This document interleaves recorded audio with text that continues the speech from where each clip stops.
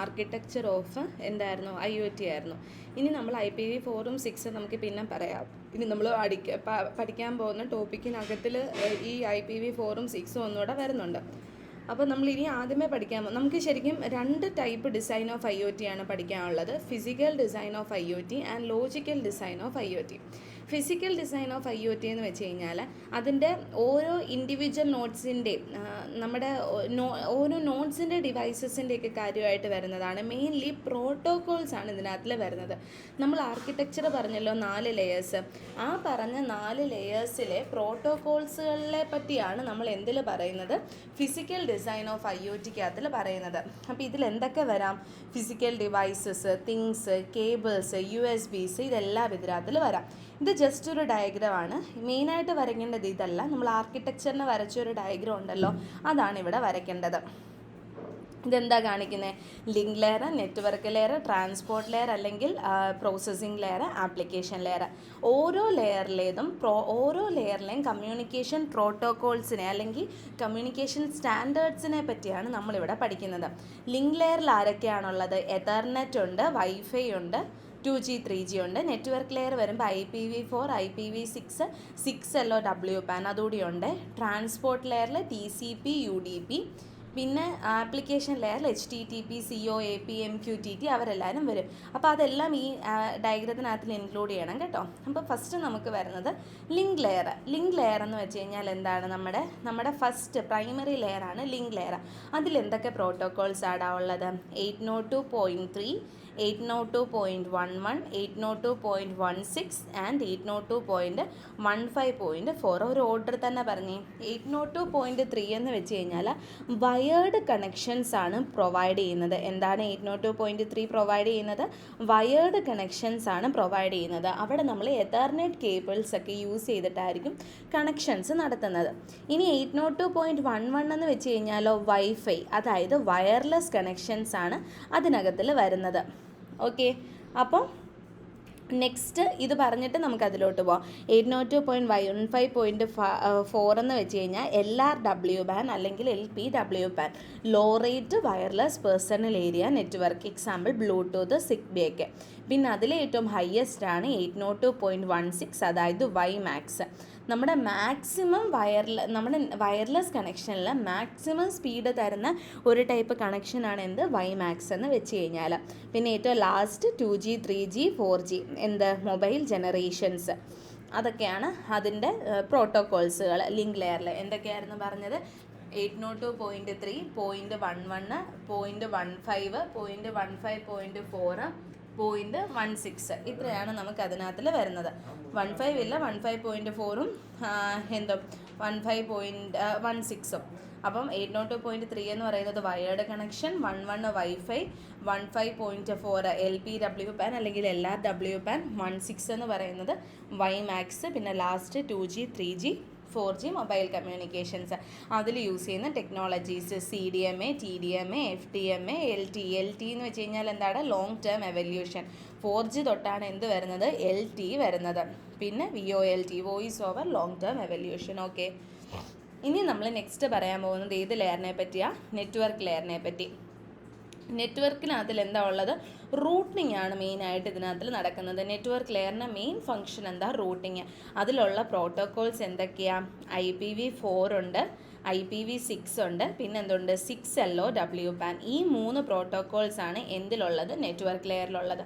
മറ്റതിൽ എന്തൊക്കെയായിരുന്നു ഉള്ളത്? ഓർത്തെ 802.2 wired connection, 0.11 wireless connection, 15.4 നമ്മുടെ LRWPAN അല്ലെങ്കിൽ LPWPAN, പിന്നെ അത് കഴിഞ്ഞിട്ട് 16 WiMAX, പിന്നെ ഏറ്റവും last 2G 3G 4G. Network ലെയറിൽ ഏതൊക്കെയായിരുന്നു? ലെയർ എന്ന് വെച്ച് കഴിഞ്ഞാൽ മെയിൻലി റൂട്ടിംഗ് ഓപ്പറേഷൻസ് ആണ് നടക്കുന്നത്. അതിലെ മെയിൻ പ്രോട്ടോകോൾസ് ആണ് നമ്മുടെ IPv4, IPv6 and 6LOWPAN. Difference between IPv4 and IPv6 പഠിക്കണം. IPv4 എപ്പോഴായിരുന്നു ഡിപ്ലോയ് ചെയ്തത്? 1981 ആൻഡ് ഇത് 1998. ഇത് 32 ബിറ്റ് അഡ്രസ്സാണ്. അതേപോലെ തന്നെ IPv6 എന്ന് പറയുന്നത് 128 ബിറ്റ് അഡ്രസ്സാണ്. ഇത് ഓർത്ത് വെക്കാൻ പാടായിരിക്കും ഈ പോയിന്റ്. അത് ഓർത്ത് വെക്കാൻ പറ്റുമെങ്കിൽ ഓർത്ത് വെക്കുക. 4.3 ബില്യൺ അഡ്രസ് ഡേറ്റാസ് ആണുള്ളത്. ഇവിടെ 7.9 × 10⁻28 അഡ്രസ്സസ് ഉണ്ട്. ഇവിടെ നമുക്ക് അഡ്രസ്സസിനെ എന്ത് ചെയ്യാൻ പറ്റും? റീയൂസ് ചെയ്യാനായിട്ട് പറ്റും. ഇവിടെ നിന്ന് വെച്ച് കഴിഞ്ഞാൽ ഓരോ ഡിവൈസസിനും യുണീക്ക് അഡ്രസ്സസ് ആയിരിക്കും ഉള്ളത്. ഓക്കെ, ഇനിയും എന്താ ഇതിനകത്തിൽ നമുക്ക് പറയാനുള്ളത്? ന്യൂമറിക് ഡോട്ട് ഡെസിമൽ നൊട്ടേഷൻ ആയിരിക്കും ഇതിനകത്തിൽ വരുന്നത്. മറ്റേത് വരുമ്പോഴത്തേക്കിന് എന്താണ്? Alpha numeric notation. കണ്ടോ, ന്യൂമറിക് എന്ന് പറയുമ്പോൾ എല്ലാ നമ്പേഴ്സാണ് വളരെ വരുന്നത്. ഇത് alpha numeric hexa decimal notation എന്ന് വെച്ച് കഴിഞ്ഞാൽ നമ്മൾ ആൽഫബറ്റ്സും ന്യൂമറിക്കൽസും അതേപോലെ തന്നെ ഹെക്സ് വാല്യൂസും എല്ലാം യൂസ് ചെയ്യും. ഇത് മാനുവൽ കോൺഫിഗറേഷൻ ആണ് 4 എന്ന് പറയുന്നത്. 6 എന്ന് പറയുമ്പോൾ ഓട്ടോ കോൺഫിഗറേഷൻ. അപ്പോൾ എന്തൊക്കെയായിരുന്നു differences? 1981 and 1998 4.3 billion addresses, 7.9 × 10⁻28 addresses, 32 bit IP address, 128 bit IP address. അഡ്രസ്സിനെ നമുക്ക് റീയൂസ് ചെയ്യാനായിട്ട് പറ്റും. ഇപ്പുറത്ത് വരുമ്പോഴത്തേക്കിന് എല്ലാം യുണീക്ക് ആയിരിക്കും നമുക്ക് വരുന്നത്. പിന്നെന്താ വരുന്നത്? നമുക്ക് ന്യൂമറിക് ഡോട്ട് ഡെസിമൽ നൊട്ടേഷൻസ് ആയിരിക്കും നമുക്ക് ഇവിടെ വരുന്നത്. ഇപ്പുറത്തോട്ട് വരുമ്പോൾ ആൽഫ ന്യൂമറിക് നൊട്ടേഷൻസ് ആയിരിക്കും വരുന്നത്. DHCP എന്ന് ഓർക്കണം, മാനുവൽ കോൺഫിഗറേഷൻ ആയിരിക്കും ഇവിടെ സപ്പോർട്ട് ചെയ്യുന്നത്. അതേപോലെ തന്നെ ഇപ്പുറത്ത് വരുമ്പോഴത്തേക്കും ആൽഫ ന്യൂമറിക് ആയിരിക്കും സപ്പോർട്ട് ചെയ്യുന്നത്. ആൽഫ ന്യൂമറിക് അല്ല, എന്തായിരുന്നു? ഓട്ടോ കോൺഫിഗറേഷൻ ആയിരിക്കും സപ്പോർട്ട് ചെയ്യുന്നത്. ഓക്കെ, നെക്സ്റ്റ് ഇനിയും വരുന്നതാണ് നമ്മുടെ 6LOWPAN. അതായത് നമ്മൾ IPv6 യൂസ് ചെയ്യുന്ന ഒരു low power wireless personal area നെറ്റ്വർക്കാണ് 6LOWPAN എന്ന് ഉള്ളത്. എന്താണ്? നമ്മൾ IPv6 യൂസ് ചെയ്യുന്ന ഒരു low power wireless personal area നെറ്റ്വർക്കാണ് 6LOWPAN എന്ന് പറയുന്നത്. അതിൽ സെൻസേഴ്സും ആക്ച്വേറ്റേഴ്സും ഒക്കെ എവിടെ വർക്ക് ചെയ്യും? ലോ പവറിൽ വർക്ക് ചെയ്യും. ഇനി നെക്സ്റ്റ് ലെയർ ട്രാൻസ്പോർട്ട് ലെയർ. അവിടെ നമുക്ക് എന്തൊക്കെയാണ് പഠിക്കാനുള്ളത്? TCPയും പഠിക്കാനുണ്ട്, UDPയും പഠിക്കാനുണ്ട്. എന്തൊക്കെയായിരുന്നു നമ്മൾ ഇതുവരെ പഠിച്ചത്? ഫസ്റ്റ് ലെയർ ഏതായിരുന്നു? നമ്മുടെ data link layer. Data link ലെയറിനകത്തിൽ വന്നിട്ടുള്ള കാര്യങ്ങൾ എന്തൊക്കെയായിരുന്നു? 802.3, 11, 15.4 ആൻഡ് 16, പിന്നെ 2G 3G 4G 5G. പിന്നെ നമ്മുടെ ഇതിൽ നെറ്റ്വർക്ക് ലെയറിൽ വന്നപ്പോഴത്തേക്കിന് 3 എണ്ണം പഠിച്ചു: IPv4, IPv6 ആൻഡ് 6LOWPAN. ഇനി ട്രാൻസ്പോർട്ട് ലെയറിൽ നമ്മൾ പഠിക്കാൻ പോകുന്ന 2 പ്രോട്ടോക്കോൾസ് ആണ് TCP ആൻഡ് UDP. ഇനി TCP എന്ന് വെച്ച് കഴിഞ്ഞാൽ എന്താണ്? കണക്ഷൻ ഓറിയൻറ്റഡ് ആയിരിക്കും. ഓക്കെ, TCP എന്ന് വെച്ച് കഴിഞ്ഞാൽ എന്താണ്? കണക്ഷൻ ഓറിയൻറ്റഡ് ആയിരിക്കും. അതായത് ഇത് വയേർഡ് കണക്ഷൻസ് ആയിരിക്കും എന്തിൽ കൂടുതലായിട്ടും ഉള്ളത്? നമ്മുടെ TCPക്കകത്തിൽ കൂടുതലായിട്ട് വരുന്നത് എന്നാണ് വയേർഡ് കണക്ഷൻ ഓറിയൻറ്റഡ്. അതേസമയം UDP എന്ന് വെച്ച് കഴിഞ്ഞാൽ എന്താണ്? കണക്ഷൻ ലെസ്സും ആയിരിക്കും. ഇനി TCP എന്ന് വെച്ച് കഴിഞ്ഞാൽ നമ്മൾ മെയിൻലി യൂസ് ചെയ്യുന്നത് IoT ആപ്ലിക്കേഷൻസിലായിരിക്കും. പിന്നെ MQTT പ്രോട്ടോക്കോൾസ് ആയിരിക്കും നമ്മളിവിടെ യൂസ് ചെയ്യുന്നത്. പബ്ലിഷ് സബ്സ്ക്രൈബ് മെത്തേഡ് ആയിരിക്കും നമ്മൾ യൂസ് ചെയ്യുന്നത്. എന്തൊക്കെയാണ്? TCP അതല്ല, UDP ആട്ടാ. TCP എന്ന് പറയുമ്പോൾ client server method. Okay, TCP എന്ന് പറയുമ്പോൾ ക്ലയൻറ്റ് സെർവർ മെത്തേഡ് ആയിരിക്കും വരുന്നത്. നമ്മൾ വെബ് ബ്രൗസേഴ്സിനകത്തിലായിരിക്കും ഏറ്റവും കൂടുതലായിട്ട് നമ്മൾ യൂസ് ചെയ്യുന്നത്. Example HTTP, SMTP, HTTPS etcetera. TCP എന്ന് വെച്ച് കഴിഞ്ഞാൽ എന്താണ്? ക്ലയൻറ്റ് സെർവർ മെത്തേഡാണ്. വെബ് ബ്രൗസേഴ്സിനകത്തിലൊക്കെ ആയിരിക്കും നമ്മൾ കൂടുതലായിട്ട് യൂസ് ചെയ്യുന്നത്. എക്സാമ്പിൾ HTTP, SMTP ഒക്കെ. പിന്നെ നമ്മുടെ UDP വരുമ്പോഴത്തേക്കിന് IoT ആപ്ലിക്കേഷൻസിലായിരിക്കും വരുന്നത്. അതിൽ നമ്മൾ മെയിനായിട്ട് യൂസ് ചെയ്യുന്ന പ്രോട്ടോക്കോൾസ് ആണ് MQTT. അവിടെ നമ്മൾ യൂസ് ചെയ്യുന്നത് എന്താ? പബ്ലിഷ് സബ്സ്ക്രൈബ് മെത്തേഡാണ് നമ്മൾ യൂസ് ചെയ്യുന്നത്. ഓക്കെ, ഇനി ലാസ്റ്റ് ലെയർ ആപ്ലിക്കേഷൻ ലെയർ ആണ് നമ്മുടെ ഫ്രണ്ട് എൻഡ്, നമ്മുടെ ഗ്രാഫിക്കൽ യൂസർ ഇൻ്റർഫേസ് നടക്കുന്ന സ്പേസ് ആണ് ആപ്ലിക്കേഷൻ ലെയർ എന്ന് വെച്ച് കഴിഞ്ഞാൽ. അവിടുത്തെ പ്രോട്ടോക്കോൾസ് എന്തൊക്കെയാണ്? HTTP വരും, COAP വരും, വെബ് സോക്കറ്റ് വരും, പിന്നെ അതേപോലെ തന്നെ MQTTയും വരും. MQTT ഭയങ്കര ഇമ്പോർട്ടൻ്റ് ആണ്. ഇത് സെപ്പറേറ്റ് MQTT മാത്രം ഒരു ക്വസ്റ്റ്യൻ ആയിട്ട് ചോദിക്കാം, അത് പറയാം കേട്ടോ. അപ്പോൾ ഓരോന്നിനെ പറ്റി പറയാം. ആപ്ലിക്കേഷൻ ലെയറിൽ എന്തൊക്കെ പ്രോട്ടോക്കോൾസ് ആണുള്ളത്? HTTP, COAP, web socket. Okay, HTTP എന്ന് വെച്ച് കഴിഞ്ഞാൽ എന്തായിരുന്നു? Hyper text transfer protocol. അത് നമ്മുടെ റിക്വസ്റ്റ് റെസ്പോൺസ് പ്രോട്ടോക്കോളാണ്. ക്ലയൻറ്റ് സെർവർ മെത്തേഡിലാണ് ആ ഒരു സാധനം വർക്ക് ചെയ്യുന്നത്. വെബ് ബ്രൗസിങ്ങിലൊക്കെയാണ് യൂസ് ചെയ്യുന്നത്. നെക്സ്റ്റ് COAP എന്ന് പറയുന്നത് machine to machine IoT based protocols ആയിരിക്കും. പിന്നെ കൺസ്ട്രെയിൻഡ് ആപ്ലിക്കേഷൻ പ്രോട്ടോക്കോൾ എന്നാണ് അതിൻ്റെ ഫുൾ ഫോം. നമ്മൾ സ്പെസിഫിക് ആപ്സിന് വേണ്ടിയിട്ടൊക്കെ ആയിരിക്കും യൂസ് ചെയ്യുന്നത്, COAP യൂസ് ചെയ്യുന്നത്. ഇനി വെബ് സോക്കറ്റ് എന്ന് വെച്ച് കഴിഞ്ഞാൽ ഫുൾ ഡുപ്ലെക്സ് കമ്മ്യൂണിക്കേഷന് വേണ്ടിയിട്ട് ഹെൽപ്പ് ചെയ്യും. സിംഗിൾ സോക്കറ്റ് ചാനൽസ് ആയിരിക്കും അതിനകത്തുള്ളത്. പിന്നെ എക്സാമ്പിൾ ഇതിൽ നമ്മൾ ഒരു കണക്ഷൻ എസ്റ്റാബ്ലിഷ് ചെയ്ത് കഴിഞ്ഞാൽ നമ്മൾ ആ കണക്ഷൻ ലോസ് ആവുന്നത് വരെ നമുക്ക് എന്ത് ചെയ്യാനായിട്ട് പറ്റും? ഡേറ്റ ട്രാൻസ്ഫർ നടത്താൻ അല്ലെങ്കിൽ കമ്മ്യൂണിക്കേഷൻ നടത്താനായിട്ട് പറ്റും. അതാണ് എന്തിൻ്റെ പ്രത്യേകത? നമ്മുടെ വെബ് സോക്കറ്റിൻ്റെ പ്രത്യേകത. ഇനി വരുന്നതാണ് MQTT. ഭയങ്കര ഇമ്പോർട്ടൻ്റ് ആട്ടോ. MQTT എന്ന് വെച്ച് കഴിഞ്ഞാൽ എന്താ? Message queuing telemetry transport. MQTT എന്താ? Message queuing telemetry transport. അതിനകത്തിൽ നമുക്ക് എന്താണ് ഫസ്റ്റ് വരുന്നത്? അത് IoT ബേസ്ഡ് ആണ്. MQTT എന്ന് വെച്ച് കഴിഞ്ഞാൽ IoT ബേസ്ഡ് ആണ്. Machine to machine IoT protocols ആണ് അതിനകത്തുള്ളത്. പബ്ലിഷ് സബ്സ്ക്രൈബർ കണ്ടീഷൻസിലാണ് അത് വർക്ക് ചെയ്യുന്നത്. അപ്പോൾ അതെന്തൊക്കെയാണ് പറഞ്ഞ്? MQTT എന്ന് വെച്ച് കഴിഞ്ഞാൽ എന്താ? മെസ്സേജ് ക്യൂയിങ് ടെലിമെട്രി ട്രാൻസ്പോർട്ട് എന്ന മെസ്സേജ് ക്യൂയിങ് ടെലിമെട്രി ട്രാൻസ്പോർട്ടാണ് എന്തെന്ന് വെച്ച് കഴിഞ്ഞാൽ MQTT എന്ന് വെച്ച് കഴിഞ്ഞാൽ മെഷീൻ ടു മെഷീൻ ട്രാൻസ്ഫർ ആണ് ഇവിടെ നടക്കുന്നത്. പബ്ലിഷ് സബ്സ്ക്രൈബർ മെത്തേഡിലാണ് എന്ത് വർക്ക് ചെയ്യുന്നത്? MQTT വർക്ക് ചെയ്യുന്നത്. ഇനി ഇവിടെ നമ്മുടെ വെന്നെവർ അവർ സബ്സ്ക്രൈബർ വാണ്ട്സ് എ ഡേറ്റ, ഇവിടുത്തെ പ്രോസസ്സ് എന്ന് വെച്ച് കഴിഞ്ഞാൽ ഡിഫറെൻ്റ് ആണ്. പബ്ലിഷ് സബ്സ്ക്രൈബർ എന്ന് വെച്ച് കഴിഞ്ഞാൽ എന്താണ്? നമ്മൾ ഡേറ്റാസിനെ പബ്ലിഷ് ചെയ്യും. പബ്ലിഷ് ചെയ്ത് കഴിഞ്ഞിട്ട് എന്ത് സംഭവിക്കും? പബ്ലിഷ് ചെയ്ത് കഴിഞ്ഞിട്ട് നമ്മൾ ഒരു ബ്രോക്കറുണ്ട്, ആ ബ്രോക്കറാണ് അതിന് വേണ്ടുന്ന അപ്ഡേറ്റ്സും കാര്യങ്ങളും എല്ലാം കൊടുക്കേണ്ടത്. കണ്ടോ? Whenever the subscriber wants a data, publisher publishes in the broker platform. ബ്രോക്കറിനാണ് അത് പബ്ലിഷ് ചെയ്ത് കൊടുക്കുന്നത്. എന്നിട്ട് അത് അപ്ഡേഷൻ വേണ്ടപ്പം ബ്രോക്കർ പ്ലാറ്റ്ഫോമിൽ നിന്ന് അതിന് വേണ്ടുന്ന അപ്ഡേറ്റ്സുകൾ സ്വന്തമായിട്ട് തന്നെ എടുക്കും. നെക്സ്റ്റ് ഇവിടുത്തെ അന്നേരം ബ്രോക്കറാണ് ആര്? മെയിൻ ആൾ. ബ്രോക്കറാണ് നമ്മുടെ കമ്മ്യൂണിക്കേഷൻ എല്ലാത്തിനും എന്ത് ചെയ്യുന്നത്? ഹാൻഡിൽ ചെയ്യുന്നത്. ഇവിടെ ബാക്കി പബ്ലിഷർ ആൻഡ് സബ്സ്ക്രൈബർ. ഇപ്പോൾ ഇവിടെ നമ്മുടെ പബ്ലിഷർ സബ്സ്ക്രൈബും അപ്പോൾ ആരായിട്ട് തന്നെ ആക്ട് ചെയ്യും? ക്ലയൻ്റ് ആയിട്ട് തന്നെ ആക്ട് ചെയ്യും. സെർവർ ആരാണ് ഇവിടുത്തെ? അപ്പം ബ്രോക്കറാണ് ഇവിടുത്തെ മെയിൻ ആൾ. നമ്മുടെ ഡേറ്റാസിനെല്ലാം ഫിൽട്ടർ ചെയ്ത് അസസ് കൊടുക്കുന്നതെല്ലാം ബ്രോക്കറാണ്. ഇനി അഡ്വാൻറ്റേജസ് ഓഫ് MQTT ഭയങ്കര ഇമ്പോർട്ടൻറ്റ് ക്വസ്റ്റ്യൻ ആണ്. 3 മാർക്സിനൊക്കെ ചോദിച്ചിട്ടുണ്ട്. അതെന്താ? Time decoupling, space decoupling, synchronisation decoupling. എന്തൊക്കെയാണ് advantages? Time decoupling, space decoupling and synchronisation decoupling. പിന്നെ ഇത് MQTTയുടെ ഓരോ കമ്പോണൻസിനെ പറ്റി പറഞ്ഞേക്കാം. ക്ലയൻസ് ഉണ്ട്, MQTT ക്ലയൻസ് ഉണ്ട്, MQTT ബ്രോക്കേഴ്സ് ഉണ്ട്, MQTT കണക്ഷൻസ് ഉണ്ട്, MQTT ടോപ്പിക്സ് ഉണ്ട്. ക്ലയൻസ് എന്ന് വെച്ച് കഴിഞ്ഞാൽ എന്താ? നമ്മുടെ ക്ലയൻറ്റ് പബ്ലിഷ് ചെയ്യുകയോ സബ്സ്ക്രൈബ് ചെയ്യുകയോ ചെയ്യുന്ന ഡേറ്റയ്ക്കാണ് നമ്മൾ എന്തെന്ന് പറയുന്നത്? അല്ലെങ്കിൽ ആ ചെയ്യുന്ന ആൾക്കാണ് നമ്മൾ ക്ലയൻറ്റ് എന്ന് പറയുന്നത്. ബ്രോക്കർ എന്ന് വെച്ച് കഴിഞ്ഞാൽ ക്ലയൻറ്റിനെ ഐഡൻറ്റിഫൈ ചെയ്ത് വേണ്ടുന്ന സർവീസസ് എല്ലാം ഫിൽട്ടർ ചെയ്ത് എന്ത് ചെയ്യും? പ്രൊവൈഡ് ചെയ്യും. പിന്നെ MQTT കണക്ഷൻസ് എന്ന് പറയുമ്പോൾ എന്താ? MQTT കണക്ഷൻസ് എന്ന് പറയുമ്പോൾ നമ്മുടെ കമ്മ്യൂണിക്കേഷൻ്റെ MQTTയുടെ ക്ലയൻറ്റും സെർവറും തമ്മിൽ ഇടയ്ക്കിടയ്ക്കുള്ള കമ്മ്യൂണിക്കേഷൻസ് എല്ലാം പോസിബിൾ ആക്കും. MQTT ടോപ്പിക് എന്ന് വെച്ച് കഴിഞ്ഞാൽ എന്ത് ആണോ പബ്ലിഷ് ചെയ്യുന്നത്, എന്ത് ഡേറ്റയാണോ നമുക്ക് വേണ്ടത്, അതാണ് MQTT ടോപ്പിക്സ് എന്ന് വെച്ച് കഴിഞ്ഞാൽ. അത് അത്രയാണ് നമ്മുടെ ഫിസിക്കൽ ഡിസൈൻ ഓഫ് IoT വരുമ്പോൾ. ഇനി നമുക്ക് എന്ത് പഠിക്കാനുണ്ട്? ലോജിക്കൽ ഡിസൈൻ ഓഫ് IoT ആണ് നമുക്കിനി പഠിക്കാനുള്ളത്. എന്താ? Logical design of IoT. Logical design of IoT എന്ന് പറയുമ്പോൾ മെയിൻലി 3 സെക്ഷനായിട്ടാണ് അതിനെ ഡിവൈഡ് ചെയ്തിട്ടുള്ളത്. Functional block, IoT communication models, IoT communication APIs. 3ഉം സെപ്പറേറ്റ് 7 മാർക്സിന് ചോദിക്കാം. ഒറ്റയ്ക്ക് ചോദിക്കുവാണെങ്കിൽ 14 മാർക്കിനും ആയിരിക്കും ചോദിക്കുന്നത്. First functional block. ഏതൊക്കെയാണ് ഇതിനകത്തിലെ ഫങ്ഷണൽ ബ്ലോക്ക്? മെയിൻലി നമുക്ക് 6 ബ്ലോക്സ് ആണുള്ളത്.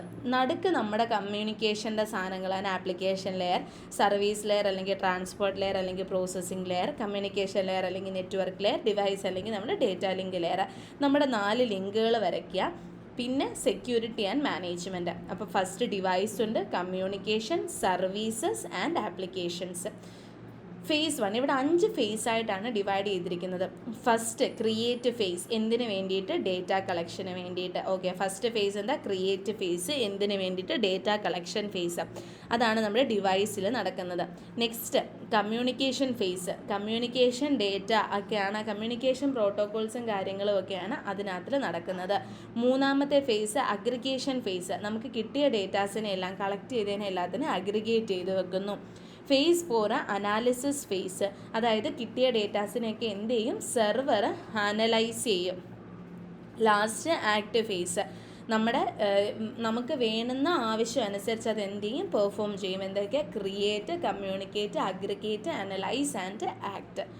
ഓക്കെ, ഇതാണ് നമ്മുടെ ഫങ്ഷണൽ ബ്ലോക്ക്. ഇനി നമ്മൾ പഠിക്കാൻ പോകുന്നത് IoT കമ്മ്യൂണിക്കേഷൻ മോഡലാണ്. IoT കമ്മ്യൂണിക്കേഷൻ മോഡൽ 4 ടൈപ്പ് ഉണ്ട്. Request, response, publish, subscribe, push pull, exclusive pair. ഇത് ഞാൻ അത് ജസ്റ്റ് പഠിക്കാനായിട്ട് ഒരു കോഡ് ഉണ്ടാക്കി വെച്ചതാണ്. റിക്വസ്റ്റ് PPE, റിക്വസ്റ്റ് റെസ്പോൺസ്, അതാണ് request. PPE, P publish subscribe, അടുത്ത P പുഷ് പുള്ള്, E എക്സ്ക്ലൂസീവ് പെയർ. അപ്പോൾ ഫസ്റ്റ് നമ്മളിനിയും പറയാൻ പോകുന്നത് റിക്വസ്റ്റ് റെസ്പോൺസിനെ പറ്റി. റിക്വസ്റ്റ് റെസ്പോൺസ് എന്ന് വെച്ച് കഴിഞ്ഞാൽ എന്താടാ? ക്ലയൻറ്റ് സെർവറാണ്. എന്താണ്? ക്ലയൻറ്റ് സെർവർ മെക്കാനിസമാണ്. വെബ് ബേസ്ഡ് സെർവേഴ്സ് അല്ലെങ്കിൽ ആപ്ലിക്കേഷൻസിലായിരിക്കും നമ്മൾ ഇതിനെ യൂസ് ചെയ്യുന്നത്. കണ്ടോ, നടുക്കൊരു ക്ലയൻറ്റ് ഉണ്ട്, സെർവർ ഉണ്ട്, റിസോഴ്സസ് ഉണ്ട്. ക്ലയൻറ്റ് റിക്വസ്റ്റ് സെർവറിന് കൊടുക്കും, എനിക്ക് ഇന്നതുപോലൊരു സാധനം വേണം. സെർവർ റിസോഴ്സസിനകത്ത് ചെന്ന് റിസോഴ്സസിനെ എടുത്തുകൊണ്ട് വന്നിട്ട് എന്ത് ചെയ്യും? അതിനെ തിരിച്ചു കൊണ്ടുവന്ന് കൊടുക്കും. അതാണ് എന്തിൽ നടക്കുന്നത്? റിക്വസ്റ്റ് റെസ്പോൺസിൽ നടക്കുന്നത്. Next publish subscribe. നമ്മൾ പബ്ലിഷ് സബ്സ്ക്രൈബ് എവിടെ പഠിച്ചായിരുന്നു? MQTTക്കകത്ത് പഠിച്ചായിരുന്നു. സെയിം സാധനം തന്നെ. പബ്ലിഷറുണ്ട്, ആ പബ്ലിഷർ ഡേറ്റാസിനെ പബ്ലിഷ് ചെയ്യും.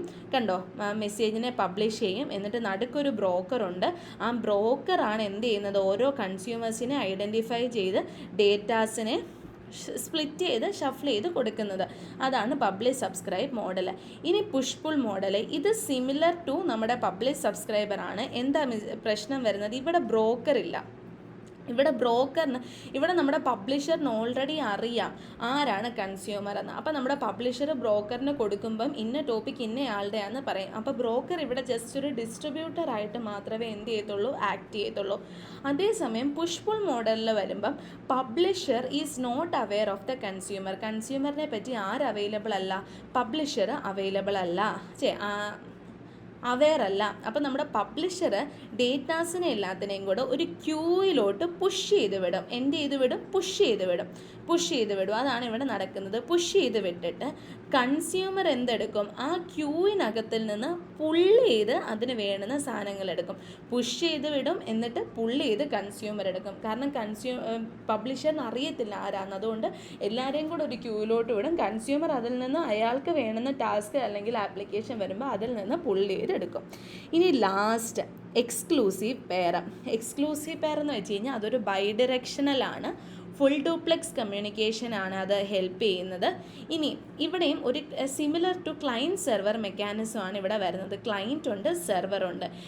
വ്യത്യാസം എന്താണെന്നറിയോ? ഇവർ തമ്മിൽ റിസോഴ്സസ് അല്ല, പകരം ക്ലയൻറ്റും സെർവറും തമ്മിൽ ഒരു കണക്ഷൻ എസ്റ്റാബ്ലിഷ് ചെയ്തിട്ട് 2 പേരോട് കമ്മ്യൂണിക്കേറ്റ് ചെയ്യുക. എന്താ ചെയ്യുന്നത്? കണക്ഷൻ എസ്റ്റാബ്ലിഷ് ചെയ്തിട്ട് കമ്മ്യൂണിക്കേഷൻ ചെയ്യുവാണ് ഇവിടെ ചെയ്യുന്നത്. എങ്ങനെ കണക്ഷൻ എസ്റ്റാബ്ലിഷ് ചെയ്യുന്നത്? ഞാൻ ഒരു first request to setup connection. ആദ്യമേ കണക്ഷൻ സെറ്റപ്പ് ചെയ്തോട്ടെ എന്നൊരു റിക്വസ്റ്റ് കൊടുക്കും. അത് കഴിഞ്ഞിട്ട് ചെയ്തോളാൻ പറഞ്ഞൊരു അക്സെപ്റ്റ് കൊടുക്കും. എന്നിട്ട് മെസ്സേജസ് അങ്ങോട്ടും ഇങ്ങോട്ടും അവർ ട്രാൻസ്മിറ്റ് ചെയ്യും. അത് കഴിഞ്ഞിട്ട് ഇനി ഞാൻ കണക്ഷൻ ക്ലോസ് ചെയ്തോട്ടെ എന്നൊരു റിക്വസ്റ്റ് കൊടുക്കും. അപ്പം കണക്ഷൻ ക്ലോസ് ചെയ്തോളാൻ പറഞ്ഞ് ഒരു റെസ്പോൺസ് നമുക്ക് തരും. അതാണ് എന്ത്? Exclusive pair. നമ്മളിപ്പം എന്തൊക്കെ പഠിച്ചു ശരിക്കും ഇതിനകത്തിൽ ഫുള്ള്? ഇതുവരെ ഈ ഒരു മൊഡ്യൂളിനകത്തിൽ നമ്മൾ പഠിച്ചത് IoTയുടെ ഡെഫിനിഷൻ പഠിച്ചു, ക്യാരക്ടറിസ്റ്റിക്സ് പഠിച്ചു, ആർക്കിടെക്ചർ ഓഫ് IoT പഠിച്ചു, ഫിസിക്കൽ ഡിസൈൻ പഠിച്ചു, ലോജിക്കൽ ഡിസൈൻ 3 പാർട്ടായിരുന്നു. Functional block, communication model and IoT communication APIs. അതിലെ functional block and IoT communication model നമ്മൾ തീർത്തു. ഇനി കമ്മ്യൂണിക്കേഷൻ APIയും കൂടെ ഉണ്ട് അതിനകത്തിൽ. അപ്പോൾ എന്താണ് കമ്മ്യൂണിക്കേഷൻ APIs എന്ന് വെച്ച് കഴിഞ്ഞാൽ? API എന്ന് വെച്ച് കഴിഞ്ഞാൽ എന്താണ്? Application programming interface. എന്താണ്? ആപ്ലിക്കേഷൻ പ്രോഗ്രാമിംഗ് ഇൻ്റർഫേസ് ആണ് നമ്മുടെ APIs എന്ന് വെച്ച് കഴിഞ്ഞാൽ. അപ്പോൾ ഇവിടെ നമ്മുടെ APIസിൽ നമ്മുടെ രണ്ട് സോഫ്റ്റ്വെയർ തമ്മിലുള്ള കമ്മ്യൂണിക്കേഷനാണ് എന്ത് ചെയ്യുന്നത്, ഹെൽപ്പ് ചെയ്യുന്നത്. എന്താണ് APIs എന്ന് വെച്ച് കഴിഞ്ഞാൽ രണ്ട് സോഫ്റ്റ്വെയറുകൾ തമ്മിലുള്ള കമ്മ്യൂണിക്കേഷനാണ് ഇവിടെ നമ്മൾ ഹെൽപ്പ് ചെയ്യുന്നത്. റെസ്റ്റ് ബേസ്ഡ് APIയും ഉണ്ട്, പിന്നെ അതേപോലെ തന്നെ ഒരു ബേസ്ഡും ഉണ്ടായിരുന്നല്ലോടാ, എന്ത് വരുന്നത്, റെസ്റ്റ് ബേസ്ഡും വെബ് സോക്കറ്റും. ഓക്കെ, റെസ്റ്റ് ബേസ്ഡും വെബ് സോക്കറ്റും ആണ് വരുന്നത്. ഇത് പഠിക്കാൻ എളുപ്പമാട്ടോ. അതായത് റെസ്റ്റ് ബേസ്ഡ് എന്ന് വെച്ച് കഴിഞ്ഞാൽ നമ്മുടെ റിക്വസ്റ്റ് റെസ്പോൺസ് ആയിരിക്കും ഇവിടെ നടക്കുന്നത്. റെസ്റ്റിൻ്റെ ഫുൾ ഫോമാണ് representational state transfer. Request response ആയിരിക്കും ഇവിടെ നടക്കുന്നത്. HTTP ക്ലയൻറ്റ് ഉണ്ട്, സെർവർ ഉണ്ട്, റിസോഴ്സസ് ഉണ്ട്. നടുക്ക് ആര് മാത്രമേ വന്നിട്ടുള്ളൂ, ഒരു കമാൻഡ് മാത്രമേ വന്നിട്ടുള്ളൂ. കണ്ടോ, റിക്വസ്റ്റ് റെസ്പോൺസിനകത്തിലെ ക്ലയൻറ്റ്, സെർവർ, റിസോഴ്സസ്. ക്ലയൻറ്റ് പാക്കറ്റിന് ഇൻഫർമേഷൻ കൊടുക്കും എന്തൊക്കെയാണ് വേണ്ടത്, അത് സെർവർ മനസ്സിലാക്കും. സെർവർ എന്നിട്ട് റിസോഴ്സസിനകത്ത് ചെന്ന് വേണ്ടുന്നതെല്ലാം എടുത്തുകൊണ്ട് വന്ന് തിരിച്ച് ക്ലയൻറ്റിന് കൊണ്ടുവന്ന് കൊടുക്കും. കണ്ടോ, ആ സെയിം സാധനം തന്നെയാണ് റിക്വസ്റ്റ് റെസ്പോൺസ്. ഇങ്ങനെയാണ് അവിടെ പ്രോസസ്സിങ് നടക്കുന്നത്.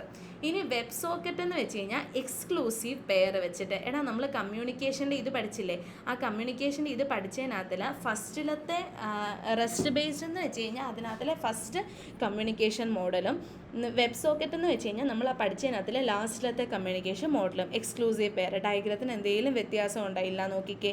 ഫസ്റ്റ് ക്ലയൻ്റ് ഉണ്ട്, സെർവർ ഉണ്ട്, സെറ്റപ്പ്. ഇവിടെ മറ്റിടത്ത് വെറും കണക്ഷൻ ആയിരുന്നു, ഇത് വെബ് സോക്കറ്റ് കണക്ഷൻ ചെയ്തോട്ടെ എന്നാണ് ചോദിക്കുന്നത്. അക്സെപ്റ്റ് ചെയ്യും. മെസ്സേജസിന് വരെ ഇവിടെ നമ്മൾ ഡേറ്റ ഫ്രെയിംസ് എന്ന് എഴുതും, എന്നിട്ട് connection close request, connection close response. അതാണ് അവിടെ നടന്നത്. ഇനിയും എന്താ വരുന്നത്, റെസ്റ്റും വെബ് സോക്കറ്റും തമ്മിലുള്ള ഡിഫറൻസ്. ഫസ്റ്റ് നമ്മളിപ്പം പറഞ്ഞ സാധനം തന്നെ, റിക്വസ്റ്റ് റെസ്പോൺസ് ആണ്. ഇവിടെ പറയുമ്പം എക്സ്ക്ലൂസീവ് പെയർ ആണ്. ഇത് സ്റ്റേറ്റ്ലെസ് ആണ്, അതായത് പ്രത്യേകിച്ചൊരു സ്റ്റേറ്റ് ഒന്നുമില്ല, ചുമ്മാ വർക്ക് ചെയ്യും. ഇതൊരു സ്റ്റേറ്റ്ഫുൾ ആണ്, അതായത് ഒരു കണക്ഷൻ എസ്റ്റാബ്ലിഷ് ചെയ്ത് കഴിഞ്ഞാൽ ആ കണക്ഷൻ പോകുന്നത് വരെ നമുക്ക് കമ്മ്യൂണിക്കേറ്റ് ചെയ്യാനായിട്ട് പറ്റും. ഇനി ഇത് യൂണി ഡയറക്ഷണൽ ഫ്ലോ ആണ്. ഇതെന്ന് വെച്ച് കഴിഞ്ഞാൽ ബൈ ഡയറക്ഷണൽ ആണ്.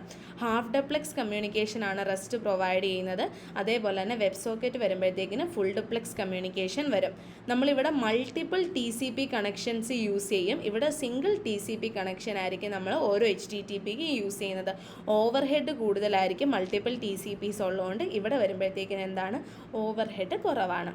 ഓക്കെ, അപ്പം നമുക്കിനി അടുത്തത് IoT ഇനേബിളിംഗ് ടെക്നോളജീസും IoT ലെയേഴ്സും ഇതിനകത്തിൽ പഠിക്കാനുള്ളത്. അത് നമുക്ക് അടുത്ത വീഡിയോയിൽ പറയാം.